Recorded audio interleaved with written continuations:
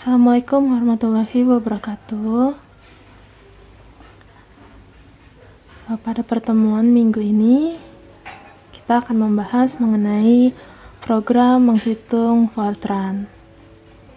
Jadi materi ini harusnya adalah materi yang akan saya berikan di minggu awal, tapi terkendala situasi dan kondisi saat ini, maka saya akan memberikan materi ini di minggu terakhir sekaligus memberikan cara bagaimana kalian menghadapi program menghitung Fortran ini yang akan ada di soal-soal UAS nanti. Gitu. Jadi saya akan ngasih cara simple atau sederhana untuk kalian menjawab soal menghitung itu. Kita mulai saja.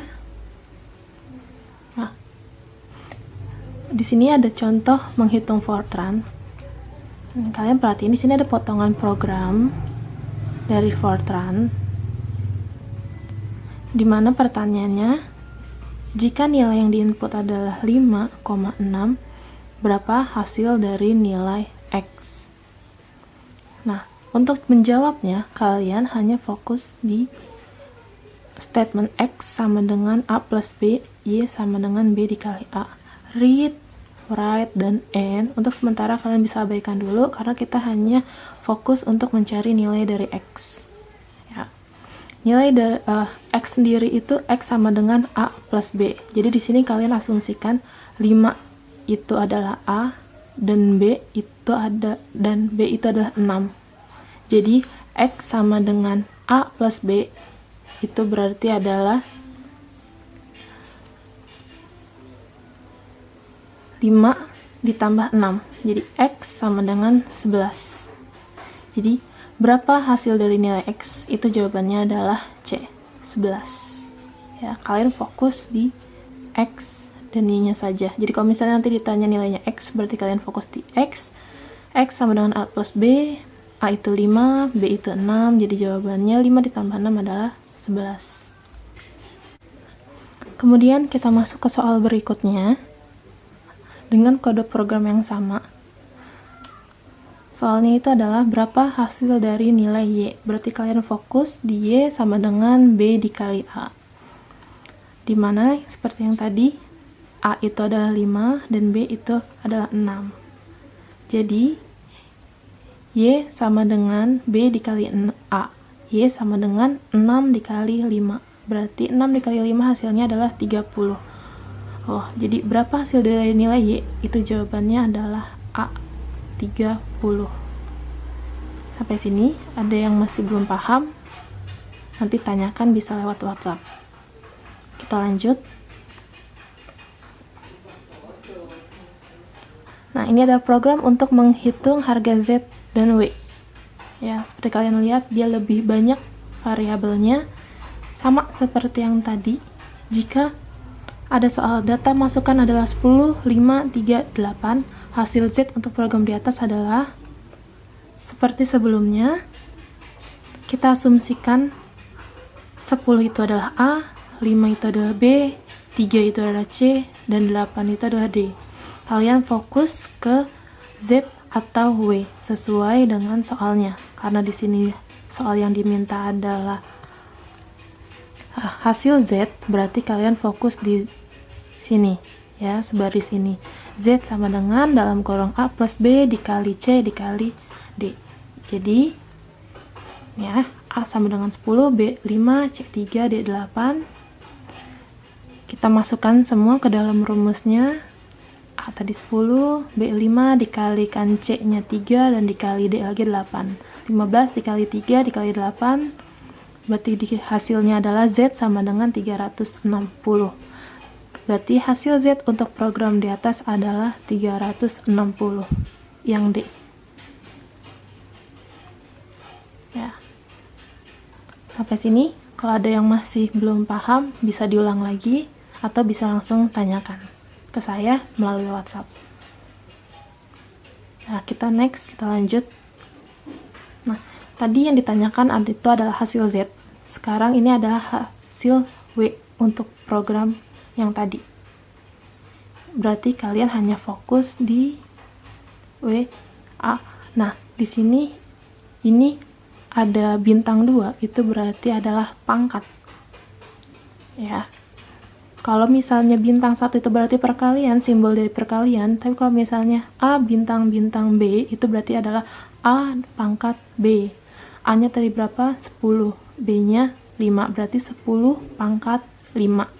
Ditambah dalam kurung C. C-nya itu adalah 3 dibagi 8.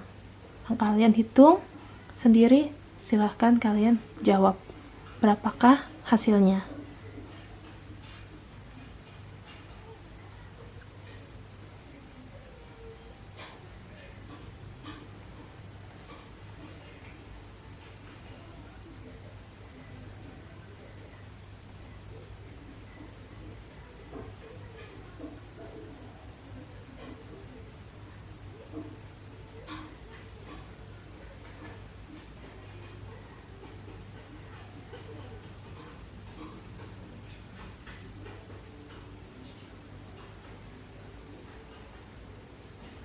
Sudah ketemu jawabannya?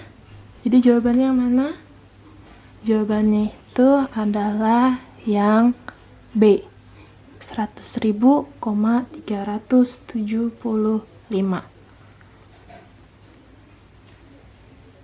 Nah, next. Selanjutnya adalah saya mau menjelaskan mengenai tadi mengenai program hitungan, sekarang itu adalah program input bilangan.